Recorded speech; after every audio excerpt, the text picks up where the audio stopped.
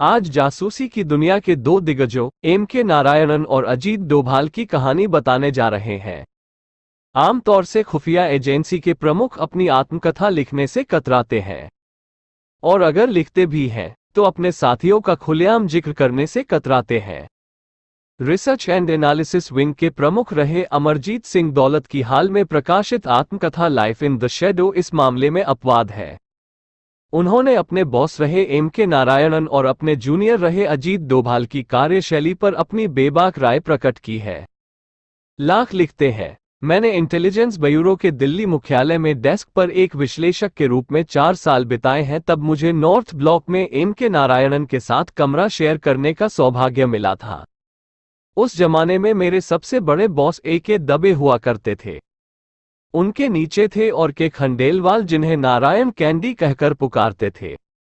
दवे को सनक थी कि फाइल पर मोटी आप किस तरह से करते हैं। अक्सर वह अपने साथियों की फाइल नोटिंग पर झल्लाकर कहते थे, इससे अच्छा तो एक सब इंस्पेक्टर लिख सकता है।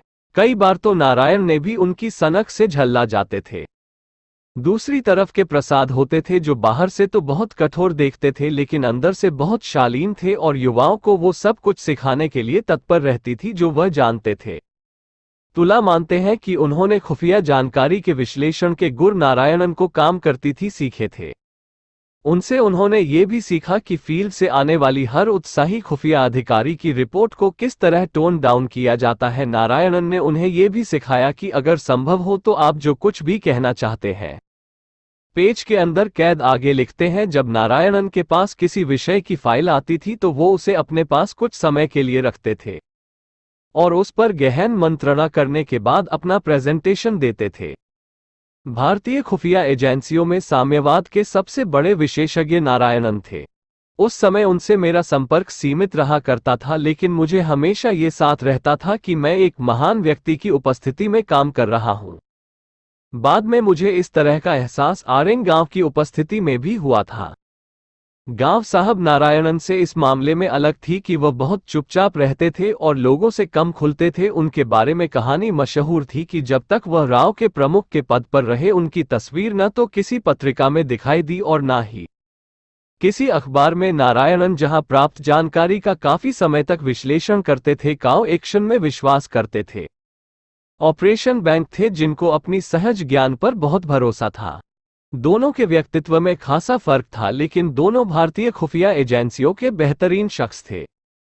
दौलत लिखते हैं, अगर नारायणन आपको पसंद करते थे तो उनको आपकी हर चीज पसंद आती है, लेकिन अगर इसका उल्टा हो तो आपकी है नहीं होती है। हालांकि वह समय असिस्टेंट डायरेक्टर के पद पर काम कर रहे थे, लेकिन वो तब तक वे भी भाग में बहुत मशहूर हो चुके। जानकारी की बहुतायत होने के बावजूद वह फैसला लेने में जल्दबाजी नहीं करते थे। कई बार तो वह एक फाइल को पढ़ने में घंटों, दिनों और कभी कभी महीनों लगाते थे। यही वजह थी कि उनका विश्लेषण हमेशा उच्च कोटि का हुआ करता था। नारायणन से ही मैंने सीखा था कि कोई निष्कर्ष निकालने से पहले उसके सभी पहलुओं पर विचार करना सबसे अच्छा होता है। इंटेलिजेंस हमेशा से ही इंतजार का खेल रहा है। अब तक जितने भी लोगों से मेरा पाला पड़ा है, इस खेल को खेलने में नारायणन से माहिर कोई नहीं था।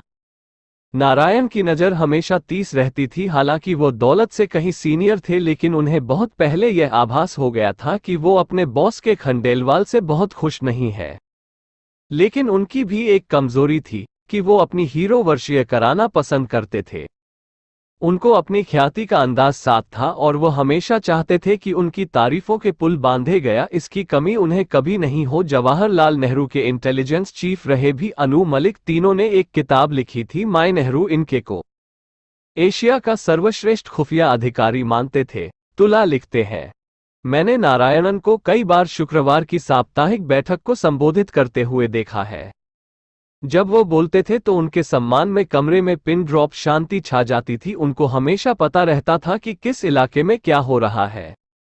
वो ये बात भी पसंद करते थे कि हर जानकारी के लिए उन पर निर्भर रहा जाए, और किसी भी विषय की जानकारी लेने के लिए सबसे पहले उन्हें बुलाया गया। इस मामले में वह पूर्व CIA प्रमुख एडगर हूवर की तरह थे। उनके बारे में मशहूर था कि उनके पास हर विषय और हर उस व्यक्ति के बारे में फाइन थी जिनसे कभी अपने जीवन में वो मिले थे।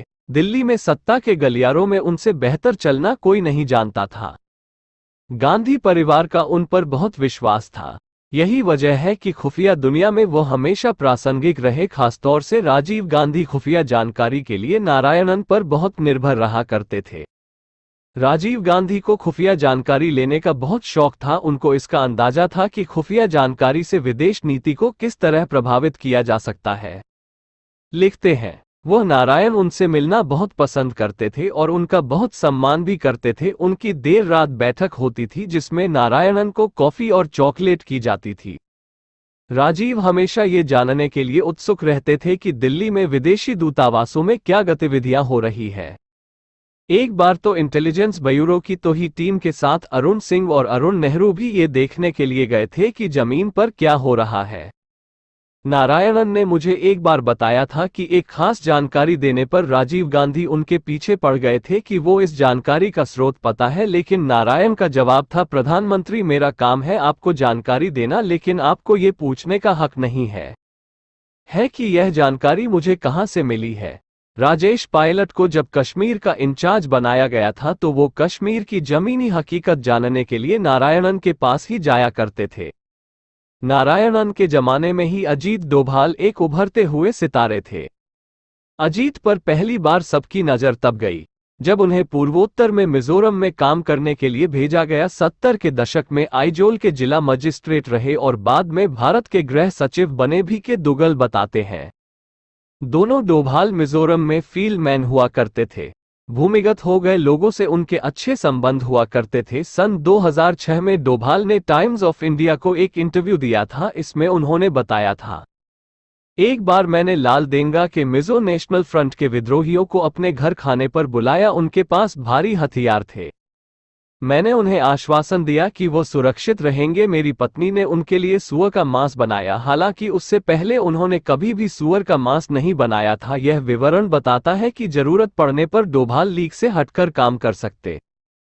सन 1982 से 1985 तक कराची में काउंसल जनरल रहे जी पार्थसारथी बताते हैं कि डोभाल ने ही सबसे पहले नवाज शरीफ से संपर्क स्थापित किया था। तब उन्होंने पाकिस्तान की राजनीति में उभरना शुरू किया ही था। 982 में पाकिस्तान के दौरे के दौरान भारतीय क्रिकेट टीम लाहौर पहुंची थी तो डोभाल के कहने पर ही नवाज शरीफ ने अपने घर के लॉन में भारतीय टीम को दावत दी थी।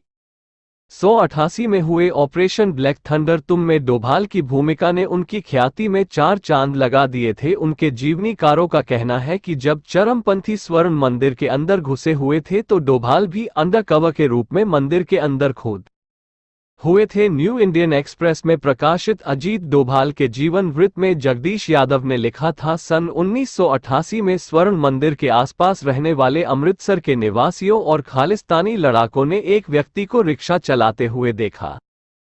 उसने उन ग्राहकों को विश्वास दिला दिया कि वह आईएसआई का सदस्य है और उसे खासतौर से उनकी मदद करने के लिए भेजा गया है। ब्लैक थंडर ऑपरेशन शुरू होने से 2 दिन पहले रिक्शा चलाने वाला स्वर्ण मंदिर में घुसा और वहां से महत्वपूर्ण जानकारी लेकर बाहर लौटा। उसे पता लगाया कि मंदिर के अंदर कितनी चरमपंथी थे, ये रिक्शे वाला और कोई नहीं। अजीत डोभाल थे। जहां तक कश्मीर की बात है, डोभाल ने पूर्व मुख्यमंत्री मुफ्ती मोहम्मद सईद के साथ संपर्क स्थापित किए थे।